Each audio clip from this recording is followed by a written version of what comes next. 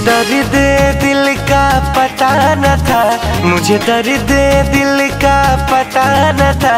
और प्रेम का रोग लगा दिया, और प्रेम का रोग लगा दिया। वो मुझे दर्द दिल का पता न था, मुझे दर्द दिल का पता न था। और प्रेम का रोग लगा लिया रे मैंने, प्रेम का रोग लगा लिया। जब ठोकर लगी और दिल टूटा, जब ठोकर लगी और दिल टूटा, जब ठोकर लगी और दिल टूटा, जब ठोकर लगी और दिल टूटा। फिर सोचा है हमने ये क्या किया, फिर सोचा है हमने ये क्या किया रे मैंने प्रेम का रोग लगा दिया।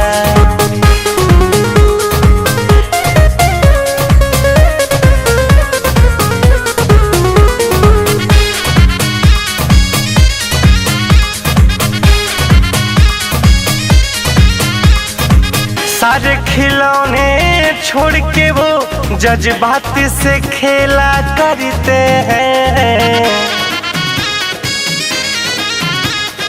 सारे खिलौने छोड़ के वो जज्बात से खेला करते हैं।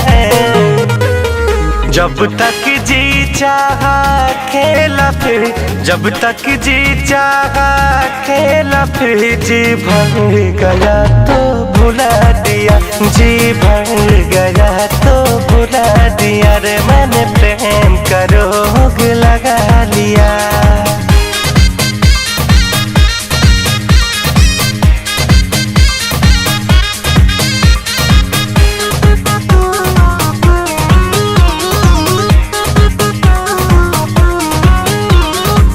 हम तुम्हारे ही रहेंगे ऐसे वादे थे उनके।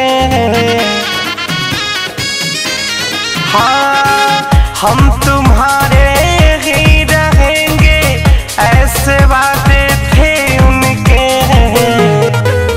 सपने दिखा के लाखों, सपने दिखा के लाखों।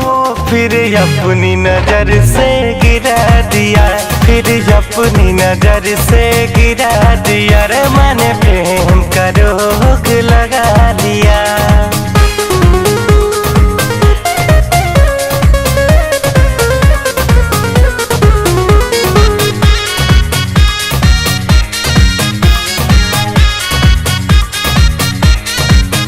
कांटों की शिकायत क्या करे जब चुभना उनकी फितरत है।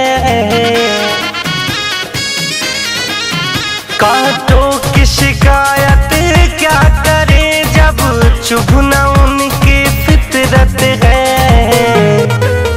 शिकवा है गोविंद उन फूलों से, शिकवा है गोविंद उन फूलों से, शिकवा है गोविंद उन फूलों से। जिसने रितेश को गम दिया है, जिसने रितेश को गम दिया रे मैंने प्रेम का रोग